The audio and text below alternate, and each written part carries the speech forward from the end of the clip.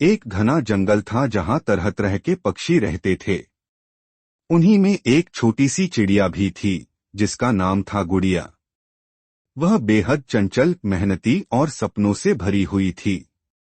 उसका सबसे बड़ा सपना था अपने लिए एक खूबसूरत घर बनाना और वहां ढेर सारे माल्टे, माल्टा, संतरे जैसा फल इकट्ठा करना ताकि सर्दियों में खाने की कमी न हो।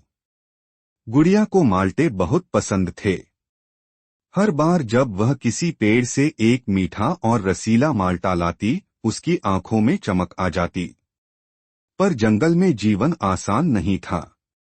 बड़े पक्षी अक्सर छोटी चिड़ियों को धमकाते थे और कई बार गुड़िया के माल्टे भी छीन लेते। लेकिन गुड़िया हार मानने वालों में से नहीं थी। वह हर सुबह सूरज उगने से पहले उड़ जाती और दूर पहाड़ियों की ओर उड़ान भरती जहां जंगली माल्टे के पेड़ होते।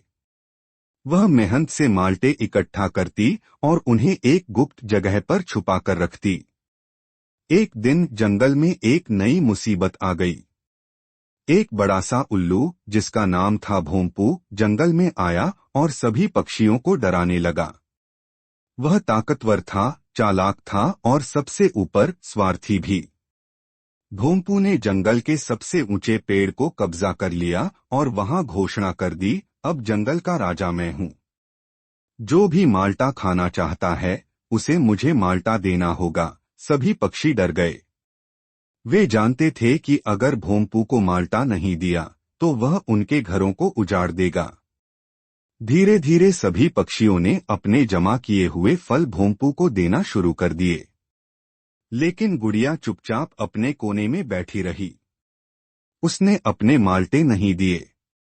उसने सोचा, ये मेरे मेहनत की कमाई है, मैं इन्हें ऐसे ही नहीं दे सकती। भोंपू को जब यह बात पता चली तो वह गुड़िया के पास पहुंचा और गरज कर बोला, मुझे माल्टे दे दो, नहीं तो तुम्हारा घर उजाड़ दूंगा। गुड़िया ने बड़ी ही शांत आवाज में कहा, भोंपू भाई, ये माल्टे मैंने बहुत मेहनत से इकट्ठा किए हैं।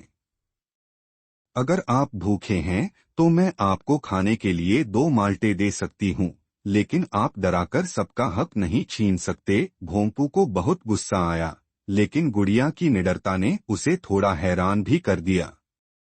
इतने छोटे शरीर में इतनी हिम्मत।